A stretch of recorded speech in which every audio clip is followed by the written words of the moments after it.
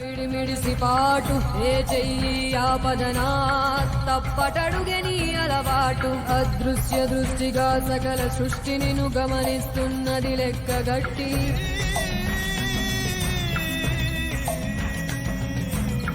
చోటి కర్మ ఈ చోటే ఈనాటి కర్మ మరునాడే అనుభవించి తీరాలంటే ఈ సృష్టి నియమం ఇదే. శోభ, నువ్వు నన్ను తప్పుగా అనుకోవని నమ్మకంతో మాట్లాడుతున్నాను.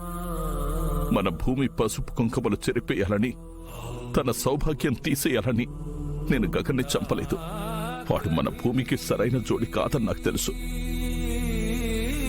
వాడితో ఉంటే తను జీవితాంతం బాధపడుతుంది, నరకం అనుభవిస్తుందని నాకు తెలుసు.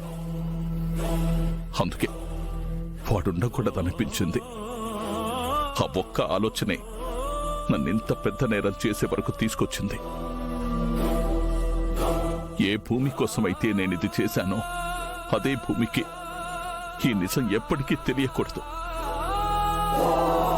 ఒకవేళ తెలిసిపోయిందంటే తను నన్ను తండ్రిగా చూడదు, తన భర్తను చంపిన మనిషిగా మాత్రమే చూస్తుంది. ఇన్నేళ్ల తర్వాత నా కూతురు నా దగ్గరకు వచ్చిందన్న ఆనందం కూడా ఒక్క క్షణంలో పోతుంది. తను మళ్ళీ నాకు దూరం అయిపోతుంది. ఒక మనిషిని చంపడం తప్పే, ఆ విషయం నాకు తెలుసు. కానీ ఆ సమయంలో నాకు కనిపించింది భూమి భర్తగా కాదు, నా కూతురు జీవితాన్ని నాశనం చేస్తున్న మనిషి. అందుకే నేను ఆ నిర్ణయం తీసుకున్నాను. ఇప్పుడు ఒకటే కోరుకుంటున్నాను, గగన్ని చంపింది నేనే అన్న నిజం నా కళ్ళ ముందే చూసిన సూర్యాకి తప్ప ఇంకెవరికీ తెలియకూడదు. ముఖ్యంగా భూమికి ఎప్పటికీ తెలియకూడదు.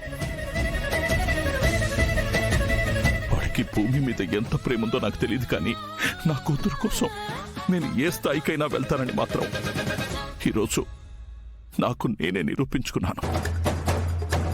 నిన్ను భార్యగా ఎంత ప్రేమించానో ఇప్పుడు భూమిని అంతే ప్రేమతో కాపాడుకోవాలనుంది. అందుకే నేను చేసిన ఈ నేరం నాతోనే మట్టిలో కలిసిపోవాలి. ఇక ముందు ఏం జరుగుతుందో అంతా దేవుడి చేతుల్లో ఉంది. నువ్వు మాత్రం నన్ను తప్పుగా అర్థం చేసుకోకు శోభ. నా వల్ల పాపం జరుగుంటే నన్ను క్షమించు.